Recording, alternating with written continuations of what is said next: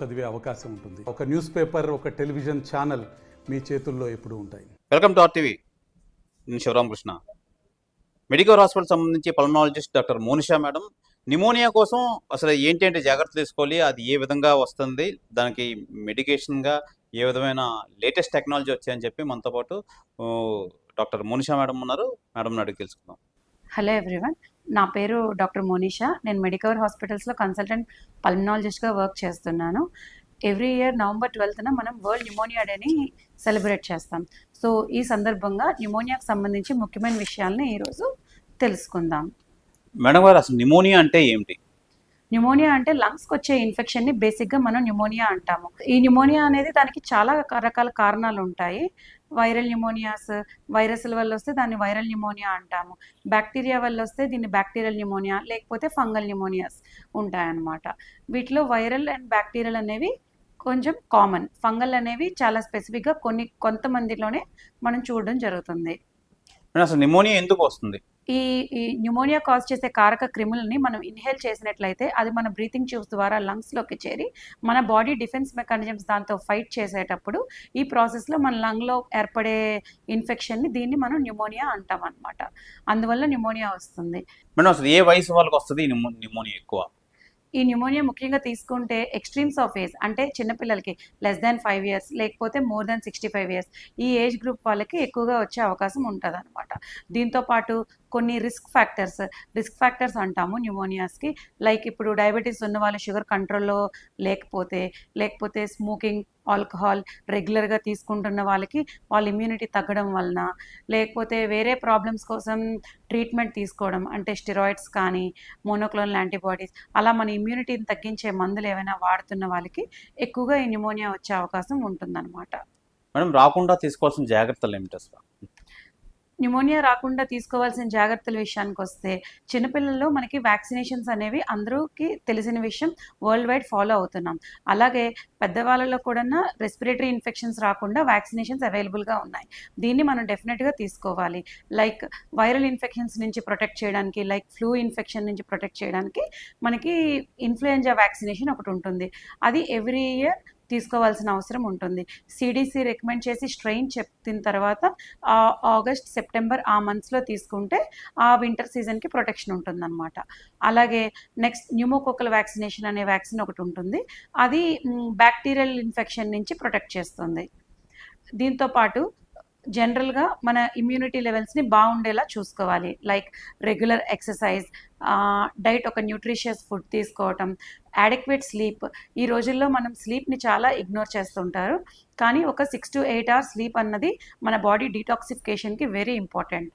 And good hydration, ఈ వీటి వల్ల జనరల్గా మన బాడీ ఇమ్యూనిటీ బాగుంటుంది. నెక్స్ట్ పాయింట్, షుగర్ ఉన్న పేషెంట్లు షుగర్ అనేది అన్ని చాలా కంట్రోల్లో ఉంచుకోవాలి. ఈ షుగర్ కంట్రోల్ లేకపోవడం వలన కూడా మనకి ఎక్కువగా న్యూమోనియాస్ వచ్చే అవకాశం ఉంటుంది. అంటే న్యూమోనియా సిమ్టమ్స్ ఏ విధంగా ఉంటాయి అసలు? దీని సిమ్టమ్స్ చూసుకుంటే దగ్గు, కఫము, అలాగే ఫీవర్, ముఖ్యంగా చిల్స్తో కూడిన ఫీవర్, కొన్నిసార్లు చెస్ట్ పెయిన్, దగ్గులో బ్లడ్ పాడటం, ఆయాసం, ఇలాంటి లక్షణాలతో ఉంటాయన్నమాట. మేడం, చంటి పిల్లలకి ఎక్కువగా వస్తుంది, తరచుగా వస్తాయి అంటున్నారు కదా, అసలు చంటి పిల్లల విషయంలో మదర్ మిల్క్ అది ఇస్తుంటూ ఉంటారు. మదర్ ఎలాంటి జాగ్రత్తలు తీసుకోవాలి? ఈ చంటి పిల్లల్లోని న్యూమోనియా అన్నది ముందు చెప్పినట్లుగా less than 5 years ఏజ్ గ్రూప్లో న్యూమోనియా అన్నది చాలా కామన్. సో వాళ్ళకి మనం అడెక్వేట్ ప్రికాషన్స్ తీసుకోవాలి. బ్రెస్ట్ ఫీడింగ్ చెల్ల వల్ల ఇమ్యూనిటీ బాగుంటే ఇన్ఫెక్షన్స్ రిస్క్ అన్నది కొంచెం తగ్గుతుంది. ఇన్ఫాంట్స్లో less than 5 yearsలో more common, and less than 1 year it is even more common అనమాట. సో వీళ్ళకి ఏ చిన్న ఫీవర్ కానీ దగ్గు, కఫం వస్తుంటే మీ పల్మనాలజిస్ట్కి కానీ పీడియాట్రిషియన్కి మాత్రం ఇమీడియట్గా రిపోర్ట్ చేయాలి. మేడం, ఇది అడల్ట్ స్టేజ్లో న్యూమోనియా అన్నారు కదా, వాళ్ళకి ఎలాంటి హ్యాబిచువల్ యాక్షన్స్ ఉన్న వాళ్ళకి ఇది ఎక్కువ వస్తుంది? ఈ న్యూమోనియా అన్నది వైరల్ ఇన్ఫెక్షన్స్ అనేవి ఎవరికైనా రావచ్చు, బట్ బ్యాక్టీరియల్ ఇన్ఫెక్షన్స్ జనరల్లీ ఏదైనా రిస్క్ ఫ్యాక్టర్స్ ఉన్న వాళ్ళకి, అంటే స్మోకింగ్ కానీ, ఆల్కహాల్ కానీ, డయాబెటీస్ కానీ, కిడ్నీ పేషెంట్స్, వేరే ప్రాబ్లమ్స్ సఫర్ అవుతూ, అంటే ఇప్పుడు కిడ్నీ పేషెంట్స్ రెగ్యులర్గా డయాలసిస్ ఉన్న వాళ్ళు హాస్పిటల్స్కి విజిట్ చేయడం వల్ల, లివర్ డిసీజ్ ఉంటే ఇమ్యూనిటీ తక్కువ ఉంటుంది దానివల్ల కానీ, లేకపోతే సిఓపిడి అనే లంగ్ ప్రాబ్లం ఉండడం వల్ల, ఈ జనరల్ కారణాలు ఉన్న వాళ్ళు ఎవరికైనా సరే న్యూమోనియా సివియర్గా వచ్చే అవకాశం ఉంటుందన్నమాట. మేడం అసలు ఇప్పుడు ప్రస్తుతం ఈ ఆధునిక టెక్నాలజీకి సంబంధించి నిమోనియాకి సంబంధించి ఎలాంటి రీసెంట్గా మన న్యూమోనియా విషయంలో చాలా అడ్వాన్సెస్ వచ్చాయని చెప్పొచ్చండి. అంటే ఇప్పుడు డయాగ్నోసిస్ విషయంలోకి వస్తే మామూలుగా పేషెంట్ని మనం మొదటగా చూసినప్పుడు అతని రిస్క్ ఫ్యాక్టర్స్ బట్టి ఈ న్యూమోనియా అయి ఉండొచ్చు అని దానికి సరిపోయిన యాంటీబయాటిక్స్ పెడతాము. But in case patient response రాకపోతుంటే ఆ స్ఫుటంని పేషెంట్కి టెస్ట్కి పంపిస్తాం. అది కల్చర్ సెన్సిటివిటీ అనే ఒక రిపోర్ట్ వస్తుంది. అంటే ఏ మందులు పేషెంట్కి పనిచేస్తాయి, ఆ పేషెంట్కి ఏం పనిచేస్తాయి అని ఒక ఇన్ఫర్మేషన్ అనమాట. దాన్ని బట్టి యాంటీబయాటిక్స్ మారుస్తాము. బట్ ఈ రోజుల్లో ఏంటంటే మల్టీప్లెక్స్ పీసీఆర్ ఇలా చాలా అడ్వాన్స్డ్ టెస్ట్లు వచ్చాయి. దీనివల్ల ఏంటంటే రిపోర్ట్ మనకి ఒక 3 అవర్స్లో వస్తుంది. ఏ న్యూమోనియా వల్ల దేని ఇన్ఫెక్షన్ వల్ల ఈ పేషెంట్కి న్యూమోనియా ఉందని.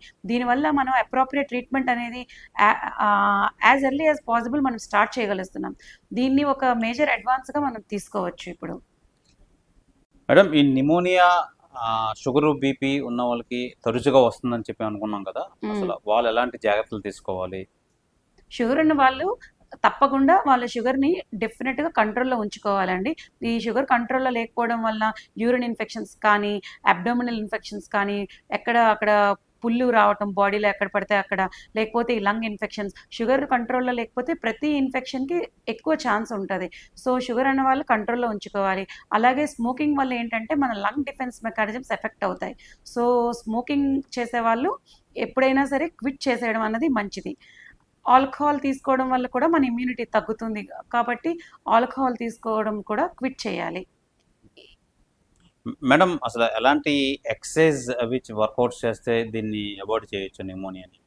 జనరల్గా రెగ్యులర్గా ఎవ్రీడే పేషెంట్ ఎవరైనా సరే ఒక 30 మినిట్స్ 5 times a week ఈ ఎక్సర్సైజ్ అన్నది డెఫినెట్లీ చేయటం అనేది మంచిదండి. దీనివల్ల ఏంటంటే మన కార్డియాక్ స్టేటస్, ఆ తర్వాత లంగ్ ఎండ్యూరెన్స్ అంటాం, ఇవన్నీ కొంచెం హెల్దీగా ఉంటాయన్నమాట. దీనివల్ల మనం లంగ్స్ని హెల్దీగా ఉంచి కొంచెం రిస్క్ ఆఫ్ న్యూమోనియా కొంచెం తగ్గించవచ్చు. మేడం యాజ్ ఏ పల్మనాలజిస్ట్ మీరు చంటి పిల్లలకి కానీ, చంటి పిల్లల తల్లులకు కానీ, అలాగే అడల్ట్ స్టేజ్ ఉన్న వాళ్ళు కానీ నిమోనియా కోసం మీరు ఏం చెప్తారు? న్యూమోనియా అనేది ట్రీట్ చేయగలిగే ప్రాబ్లం అండి.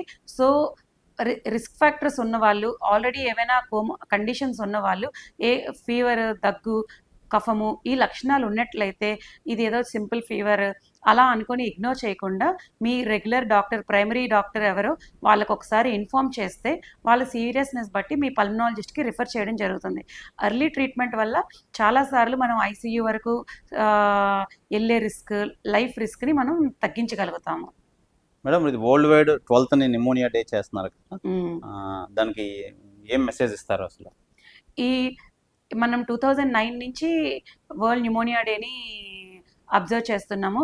అంటే న్యూమోనియా కోసం అవగాహన పెంచడానికి ఇది ఒక ట్రీటబుల్ కండిషన్ అని మేము చెప్పాలని అనుకుంటున్నాము. ఈ year theme championing our fight against pneumonia. అంటే అందరూ కలెక్టివ్గా పేషెంట్స్ అవగాహనతో ట్రీట్ చేసే డాక్టర్స్ లేటెస్ట్ అడ్వాన్సెస్ వీటితో ఉపయోగించి మన న్యూమోనియా వల్ల వచ్చే మార్టాలిటీని తగ్గించాలనేదే ఈ ఇయర్ గోల్ అనమాట. Okay, thank you madam. Namaste అండి, థ్యాంక్ యూ. నిమోనియాకి సంబంధించి అనేక సందేహాలు, సలహాలు మేడం డాక్టర్ మోనిషా మేడం చెప్పారు, పల్మనాలజిస్ట్, మెడికవర్ హాస్పిటల్ సంబంధించి. మరిన్ని హెల్త్ అప్డేట్స్ కోసం చూస్తున్నాండి ఆర్టీవీ హెల్త్. కెమెరామెన్ అజయ్తో శివరామకృష్ణ, ఆర్టీవీ, విశాఖపట్నం నుంచి.